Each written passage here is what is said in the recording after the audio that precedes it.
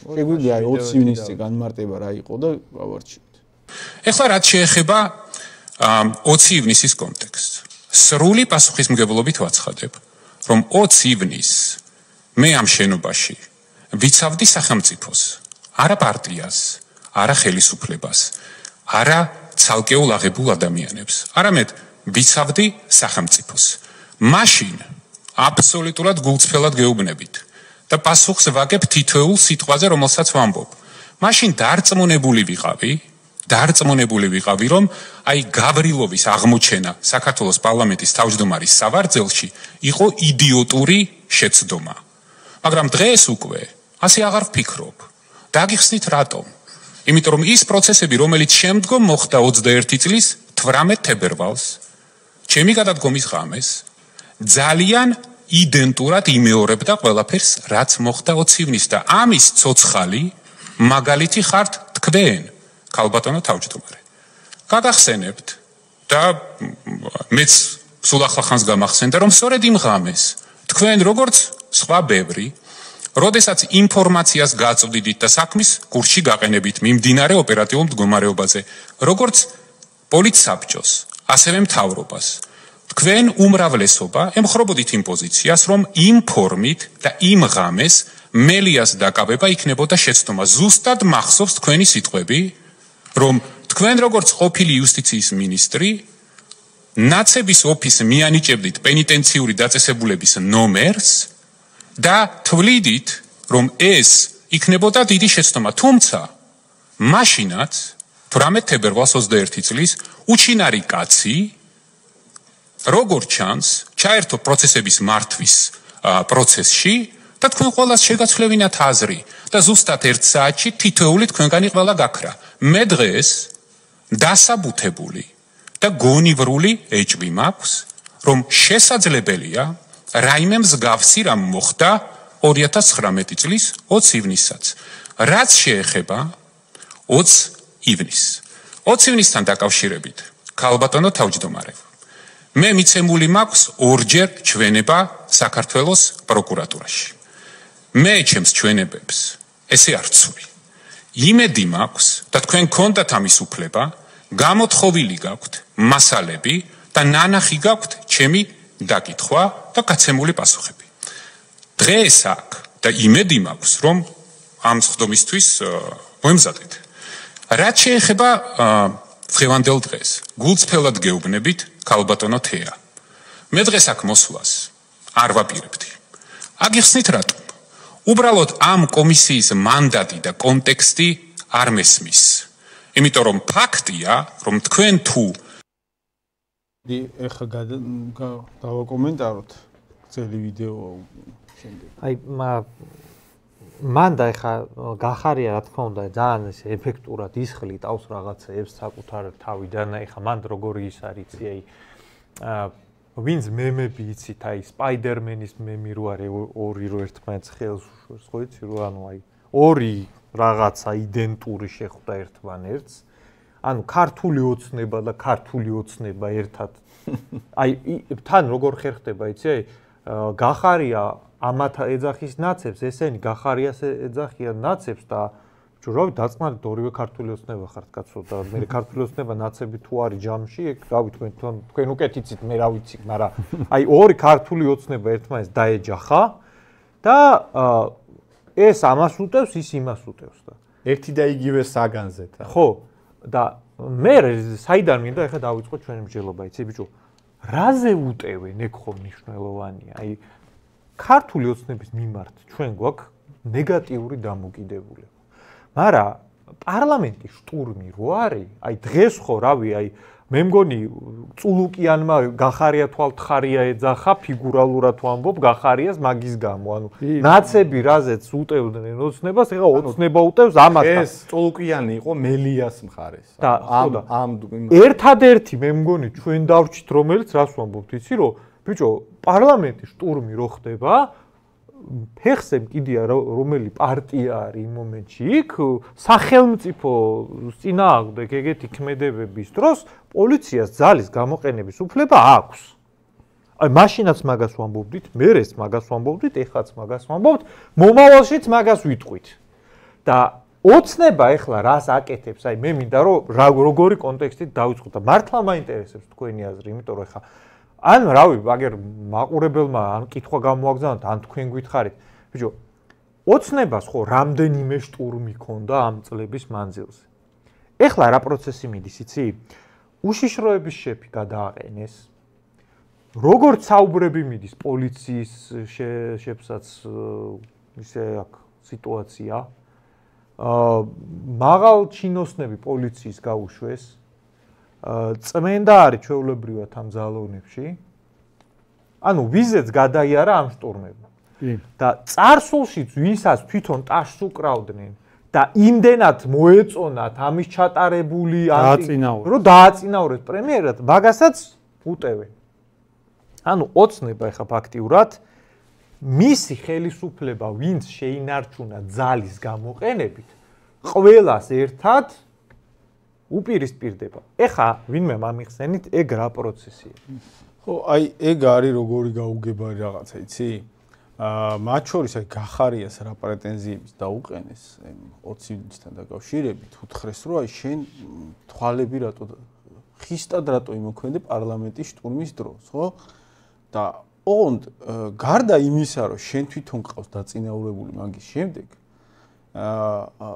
ეხლა მეთოდები რომელსაც იყენებდა ძალოვნები არის ბევრად ხისტი ვიდრე მაშინ. მაშინ იყო შტურმის დროს მოგერიების რეჟიმში რეზინის ტყვიებს ისროდა პოლიცია და ეხლა ხელს უკან უკრავდნენ ზურგს უკან გაკრული დაკავებული ხალხი იცემა კადრები იდებოდა პირდაპირ პოლიციის კორდონს მიღმა გაყვანილ ხალხს ცემდნენ სახლებთან ხვდებოდნენ ვიღაც ნიღბიანი არაფორმალები ჟურნალისტებს ესხმოდნენ ანუ ეხლა მოქმედი მეთოდები ბევრად უარესი იყო ვიდრე მაშინ მაშინდელი გახარიას მოქმედების მეთოდები ცალსახად ლეგიტიმურობის ფარგლებში ჯდებოდა და გახარიო ლოგიკურად ჩამოყალიბდა თუ რამეზე მაშინ პრეტენზია შეიძლება არსებულიყო მაგრამ გავრილოვი ვინ ჩამოიყვანა და ვინ მიიყვანა ან თუ იმ მოვლენებს პრობლემურად ვაცხადებ და გავრილოვი ვინ ჩამოიყვანა და იქ რატო აღმოჩნდა თქვენი პასუხისმგებლობა და ეგ არის პასუხისმგებლობა რაზეც უნდა დადგეს მერე შტურმი რო დაიწყო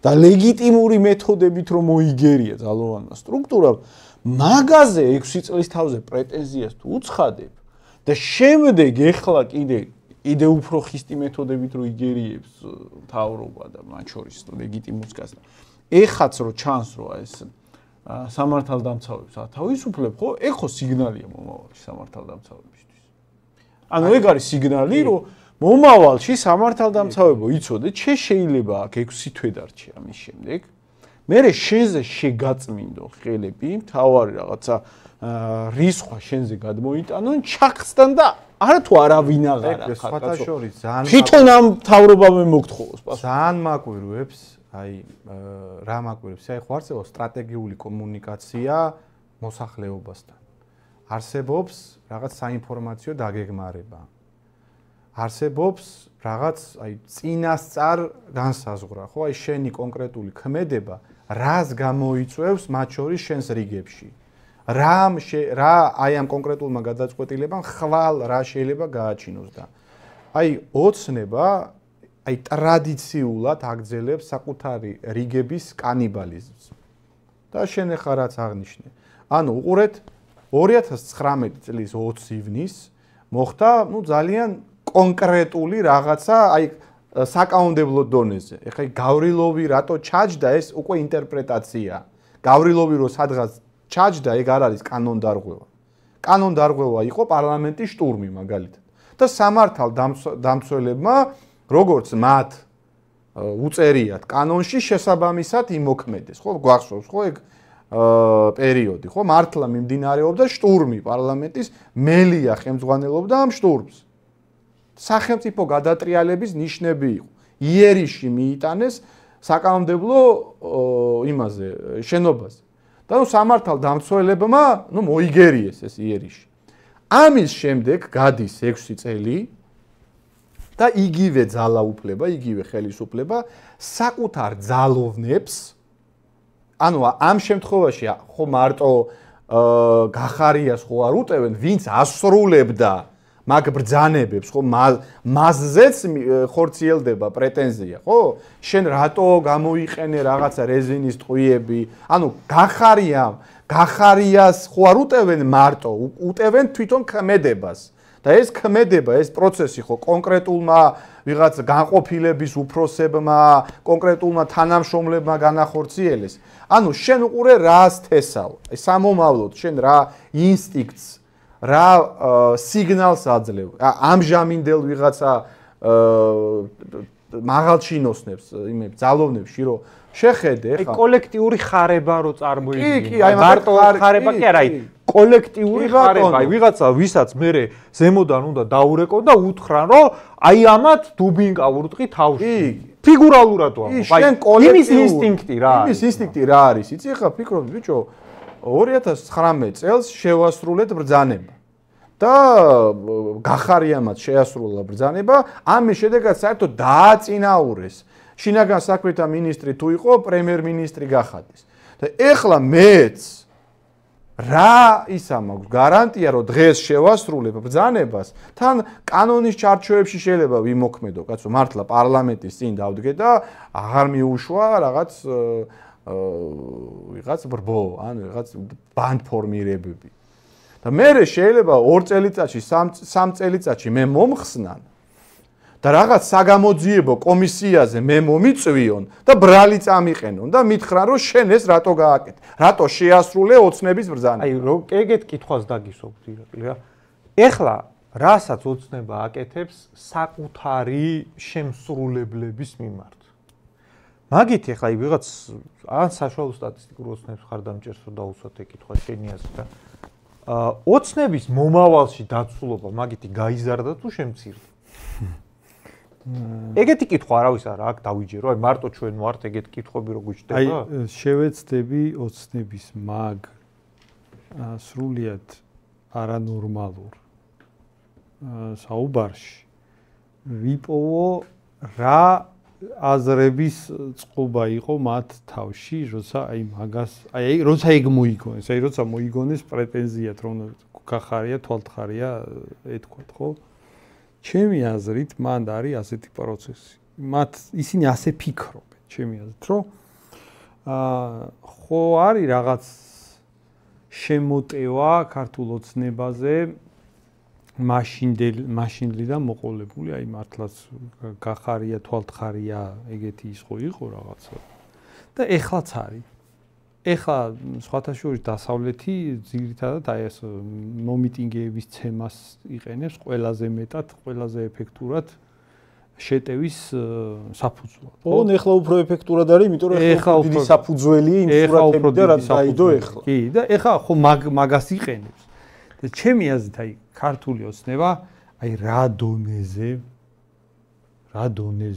უყურებს საკითხს აი ახლა ჩამო. მაგათ სტრატეგიული დაგეგმარების სიღრმე აქვს. დაგეგმარება სადამდე დადის, აი მაგას აუხსნი რა. ხალხო აი ის თვალის დათხრა გახარიას ბრალია ყველაფერი, აი უბრალოდ აქამდე დადის ყველაფერი. აი მე არაფერი შუაში რომ ყველაფერი გახარიას ბრალი იყო, იმიტომ რომ გახარია უკვე ოპოზიციაზე ხო წავიდა. უკვე ხო ამათ აღარ უკავშირდება, ამათთან ბმა ხო აღარ აქვს და ხალხო ყველაფერი გახარიას ბრალი იყო. აი აქამდე და აი ხა შალო შენ ამბობ რომ ეხა გახარია რომ მოიწვია. ეხლა რომ ვიღაცები ცემეს, ეხლა რომ ვიღაცები ცემეს, მე მაქვს მოლოდინი იმის რომ ესეც ვიღაცის ბრალი იყო. ვიღაცას დააბრალებს. ვიღაცას შეწმინდება. ან ილუაშულს ან გომელაუს. აი ესეც როგორ იცი? არა, ესენი ძალიან ევროპულად, ძალიან მშვიდობიანად, ძალიან აი ასეთ იმას ჟარგონს გამოვიყენებ, აი ძალიან უტანჩონი ხალხია. მაგრამ აი ეგეთები რო ხდება, ეგეთი რაღაცები რო ხდება, ეგ ხვის ბრალი, ეგ ჩვენ ის საერთოდ აღარ არის. მე რა კითხვა მაქვს? ის საერთოდ აღარ არის. მე მაგ ასე. ბოდიში მე ეხა ხო კითხი შეწევს, ხა შენ კითხავ რა. ანუ ესე იგი რა რისი თქმა გინდა თქვენ რომ წულუკიანმა დღეს რო გახარია დაიბადა თავისთან, გეგმა იყო, რომ ეხა ყველაფერი ამას შეეტენება, ძალადობა. და ჩვენ არაფერ შუაში ვართ, ეგ იყო გეგმა? მე არ მინდა არაფრის თქმა, მე არაფერს არ ვამტკიცებ. იცი რატო? არ ვიცი, ეგეთი გეგმა შეიძლება ვინმეს კონდეს? აი ქონდათ რა. ახლა რატო ვიძახი? მაგრამ შენ თუ ეხა ამახო დააყენა ვერსია. ეხა შენ თუ მაგ ვერსიას უარყოფ, რაღაცა კონტროვერსია უნდა წამოაყენო. მე მხოლოდ კითხვას დავსვავ. ნახე, მე ეს მართლა მაგ ეკითხვა. გულახდილად რა. ბიჭო, მართლა ხდებოდა შტურმი მაშინ. გავრილოვი ჩამოიყვანე და დასვი პარლამენტის თავმჯდომარის სკამზე და მაგიტო მოხდა. შეცდომა იყო, ვინც ეგ გააკეთა მისი. შტურმის მოგერიება, მოხდა რაღაც კანონის ფარგლებში არსებული ძალებით. არ დაიდო მაშინ ის სურათი, რომ ეფექტურად გარედან შეძლებულიყო ვინმეს რაღაცა დასანქცირება და ასე შემდეგ. ეგ იყო, ლეგიტიმური ხერხებით მოგერიება. დღეს იყენებ შენ ბევრად ხისტ ფორმებს, აი მოქმედი ძალოვანები იყენებენ ბევრად ხისტ ფორმებს, ხოლო 20 ივნისის შემდეგ შენ თვითონ ის ადამიანი, ვინც მოიგერია შტურმი, გადაიყვანე პრემიერად. აი ეს სურათია, კაიგე? ბიჭო, აი მესმის გეგმა გაქვს, ახლა მოვიყვანო. მე რო დავაჯილდოვე იმ შტურმის მოგერიებისთვის, პრემიერად რო გადავიყვანე, მაგ კაცს მივაწვე და ისეთ რაღაცეებზე მივაწვე, ისეთი ძალოვანი ქმედებების ჩატარებაზე, რომელზე უფრო ხის ვატარებ ახლა. ბიჭო, რაღაცა ლოგიკა, რაღაცა ფორმულა იმისა, რომ აი სამართლიანობის დემონსტრირებას ხო უნდა არსებობს, ხო არ შეიძლება რომ აი ხა ამ ლაპარაკში ხო გასაგებია რომ ყველაფერში გავმტყუნდები და მოდი მაინც ეს ლაპარაკი შედგეს. ეგეთი სისულელე ხო? სრულიად რა. მოდი კიდე მოусმინოთ, აი შემდეგ უპასუხა გახარიამ აი 20 ივნისის კითხვაზე და ამის შედარებაზე ეხლანდელ აქციებთან. წარმოგიდგენიათ, აი დღეს ღმერთმა დაიფაროს და გომელაურმა რო რეზინის ტყუები გამოიყენოს და ვიღაცები დასახიჩდნენ. ის უნდა გადადგეს თუ არა? იქნება თუ არა ეს პრობლემა? მე როგორ წარმომიდგენია იცით? როდესაც მშვიდობიან აქციას ნიღბიანი ადამიანები, რომლის უკანაც არავინ არ იცის ვინ არის. თქვენ თუ გახსოვთ 20 ივნისს საერთოდ ნიღბიანი ადამიანები, პოლიციელები არ იყვნენ. აი, როდესაც ნიღბიანი ადამიანები ცემენ უმოწყალოდ ადამიანებს, რომლებიც დაკავებულები არიან. ქალბატონ თავმჯდომარე, თქვენ ხო გესმით რას ვამბობ? დაკავებული ადამიანის ცემა დავასრულებ თუ შეიძლება. ორგანიზებულად, მასობრივად, სხვადასხვა ჯგუფებით. მაშინ, როდესაც ჟურნალისტებს თავს ესხმიან და ფიზიკურად უსწორდებიან ისე რამოდენიმე შემთხვევა, რომელიც იყო. არ ვასახელებ კონკრეტულ ადამიანებს, ხო? თქვენ, ეხლა მე მორალურ ვიპასუხებთ მეც. მორალურ კითხვას მისვამთ იმ შემთხვევასთან შედარებით, ადამიანთან შედარებით, ან ხალხთან შედარებით, რომლებიც მშვიდობიან აქციას. არავით არ მშვიდობიანობასთან არ გვაქვს საქმე. შტურმი იყო? შტურმი იყო? აი ამის საშუალება რატო მისცეს? რა თქვა არასწორი? არა, რა თქვა არასწორი? არა, ეგ ხომ მნიშვნელოვანია. ხო იცი რომ ამ კითხვებს რო დაუსვავ, წამგებიან მდგომარეობაში ხარ, ის გამოვა მართალი. ანუ ეკითხები, ეხლა გომელაურს რო გამოიყენებინა რეზინის ტყუები, ეხლაც გამოიყენეს, კაცო, ვიღაცებს თავში მოხდათ რეზინის ტყუები და დაზიანებები ქონდათ სერიოზული, ვიღაცა კომაში იყო რაღაც პერიოდი. ჯერ ერთი პირდაპირ რეზინის ტყუებიც გამოიყენეს. ანუ მაგას რატო უსვავ, ეხლაც გამოიყენეს? არ ვიცი. მეორე, ეხლა რო უფრო ხისტი მეთოდებით ის უსწორდებოდნენ, ეხლა რო უფრო კანონს გაცელილი იყო, მაშინ საერთოდ არ იყო კანონს გაცელილი. და ეგ მოცემულობა როა, რომ ეხლა ვიღაცები ნიღბიანები დაკავების შემდეგ ცემდნენ დაკავებულებს, ან კიდე სახლებთან ხვდებოდნენ, ან ჟურნალისტებს ცემდნენ. მაგას რო გიპასუხებს და მომგებიან პირობებში იქნება. რისი იმედი ქონდათ? ან რაღაცა კომპეტენცია ხო უნდა იყოს, რომ მე აი ამას რო დავსვავ, ის გაიჭირა.